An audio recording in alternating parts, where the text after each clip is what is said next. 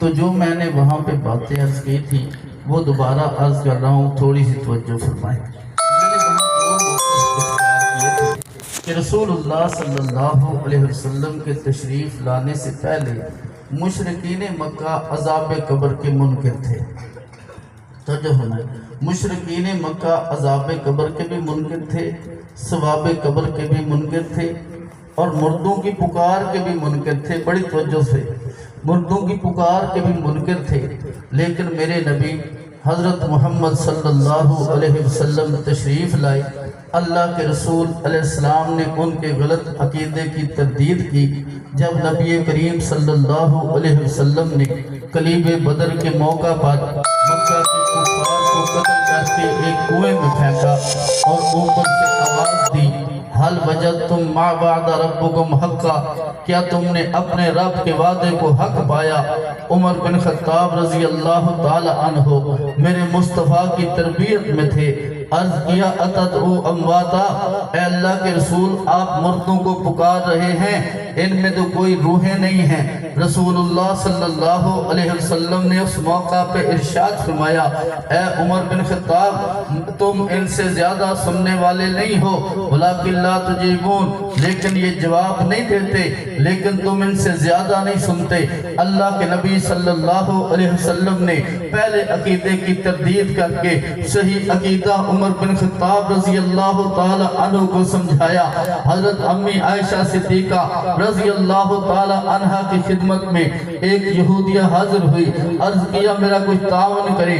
حضرت عائشہ صدیقہ رضی اللہ تعالی عنہ نے تعاون کیا۔ وہ عورت کہنے لگی، عائشہ اللہ تجھے قبر کے عذاب سے بچائے۔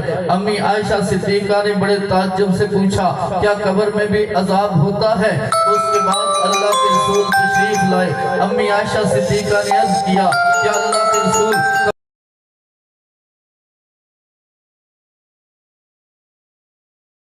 پر حق ہے؟ امی عائشہ صدیقہ فرماتی ہیں اس کے بعد ہمیشہ ہر نماز میں اللہ کے رسول قبر کے عذاب کی اللہ تبارک و تعالیٰ سے پناہ مانگا کرتے تھے۔ اللہ کے نبی نے جو ان کا اعتقاد تھا قبر میں عذاب نہیں ہے، ثواب نہیں ہے، اللہ کے نبی نے تردید فرمائی، فرمایا عذاب القبر حق، قبر کا عذاب پر حق ہے۔ حضرت عمر بن خطاب رضی اللہ تعالیٰ عنہ فرماتے تھے، اتدعو امواتا، میرے نبی علیہ السلام نے فرمایا اے عمر تم ان سے زیادہ سننے والے نہیں ہو، لیکن یہ جواب نہیں دے سکتے۔ میرے اور آپ کے نبی علیہ السلام نے فرمایا جمعہ کے دن کثرت سے درود پڑھو، میں محمد پہ درود پہنچایا جاتا ہے۔ صحابہ نے عرض کیا وبعد الموت، اے اللہ کے رسول موت کے بعد کیسے آئے گا؟ وقت حرمتا، آپ کا جسم تو ریزہ ریزہ ہو چکا ہوگا، آپ کے جسم پہ درود کیسے پہنچے گا؟ اللہ کے نبی علیہ السلام نے فرمایا ان اللہ حرم علی الارض ان تأکل اجساد الانبیاء، اللہ نے زمین پہ حرام کیا ہے کہ وہ نبیوں کو جسموں کو کھائے۔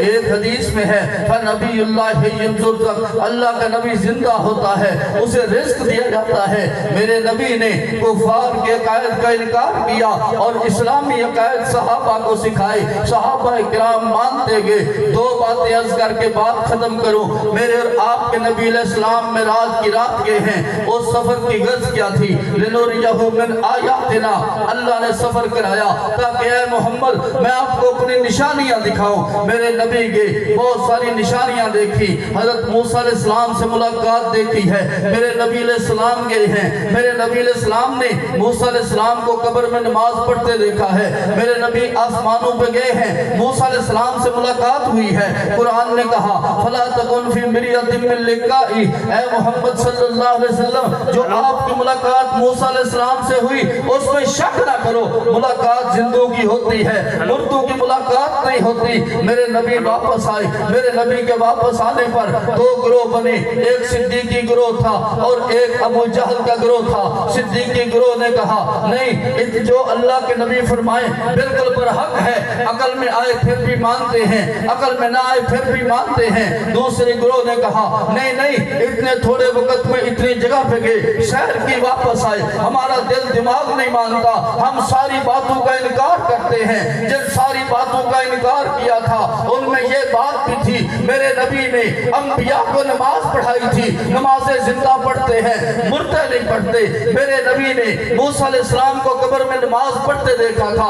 आगे बताया अबू जहल ने इनकार किया, नमाज पढ़ाने का इनकार किया, कब्र में मूसा अलैहिस्सलाम की हयात का इनकार किया। जो आयात अल्लाह ने मेरे नबी को दिखाई थी उनमें हयातुल नबी का अकीदा भी था।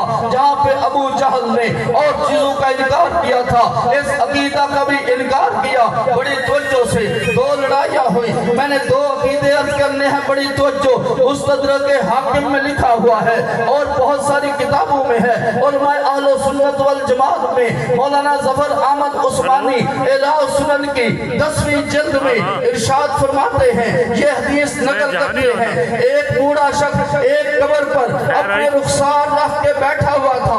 ऊपर से एक जवान आया, उसने गर्दन से पकड़ा, ऊपर उठाया और पूछा, ए बंदे तुझे क्या कर रहा है? तनकीद से सवाल किया कि तू ये क्या कर रहा है? अल्लाह के रोजे पर तूने अपना चेहरा रखा हुआ है, तू ये क्या कर रहा है? तू ऊपर बैठा हुआ है, तू ये क्या कर रहा है? उस बुजुर्ग ने कहा, मैं पत्थर के पास नहीं आया, मैं रसूलुल्लाह सल्लल्लाहु अलैहि वसल्लम के पास आया हूँ। और दीन पे उस वक्त रोक कर रोना चाहिए जब ना अहल हो कुरान हो, जब अहल हो रोने की जरूरत नहीं है। ये कब्र पे रुखसार रखने वाला हजरत अबू अयूब अंसारी सहाबी रसूल, मेजबान रसूल था, गर्दन पकड़ने वाला मरवान था। हम उस वक्त भी हजरत अबू अयूब अंसारी के साथ थे, हम आज भी हजरत अबू अयूब अंसारी के साथ हैं। वही अकीदा हक है जो अबू अयूब अंसारी का था, मरवान का अकीदा दुरुस्त नहीं था। तो जो करना अकीदा हयातुन नबी। सईद बिन मुसैयब उस पे नमाज पढ़ते रहे, अजान और इकामत जिंदा देते हैं, मुर्दे।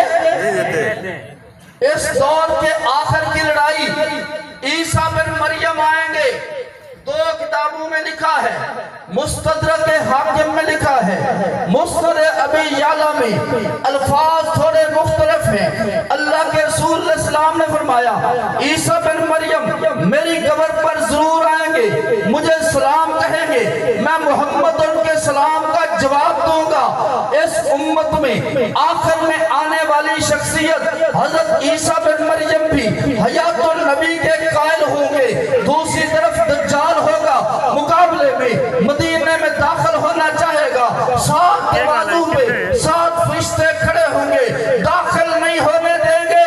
मैंने पहले भी अर्ज किया, जो आज भी मुस्तफा के रोजे पे नहीं जाता उसको अल्लाह जाने नहीं देता, उसको अल्लाह जाने नहीं देता। जैसे दज्जाल को नहीं जाने देगा, उसकी ज़ुर्रियत को भी अल्लाह नहीं जाने देता। ना दज्जाल जाएगा ना ज़ुर्रियत जाएगी। तो जो करना आप सोच सकते हैं बैतुल्लाह में भी दज्जाल नहीं जाएगा, वजह क्या है? मेरे नबी का इरशाद है, इज़ा काना यौमुल क़ियामा, जब क़यामत का दिन होगा, ज़ुफ़्फ़तिल काबतुल बैतुल हराम इला क़ब्री, बैतुल्लाह शरीफ को, बैतुल हराम को मेरी कब्र के साथ जोड़ दिया जाएगा। वो मेरे रोजे पे आके कहेगा, अस्सलामु अलैका या मोहम्मद। बैतुल्लाह हुजूर को मुखातब करके सलाम कहेगा, मेरे नबी जवाब देंगे, व अलैका सलाम या बैतुल्लाह। मैं कहता हूँ कुरान की 12 आयतें कहती हैं अंबिया कब्रों में जिंदा हैं, मेरे मुस्तफा के 12 इरशाद कहते हैं अंबिया कब्रों में जिंदा हैं, 1400 साल की कुतुब कहती हैं अंबिया अपनी कब्रों में जिंदा हैं। सिद्दीक का यही ऐलान 517 सफ़े पर है। इस उम्मत के आखिर में ईसा बिन मरियम भी यही ऐलान करेंगे, अहले हक का अकीदा पहले दिन से लेके क़यामत तक अकीदा हयातुल नबी सल्लल्लाहु अलैहि वसल्लम है, और गुस्ताख का अकीदा पहले दिन से लेके क़यामत तक हयातुल नबी के खिलाफ है। अल्लाह हक पर अमल, तहफ़्फ़ुज़ और इरशाद की तौफीक अता फरमाए। व आखिर दावाना अनिल हम्दुलिल्लाहि।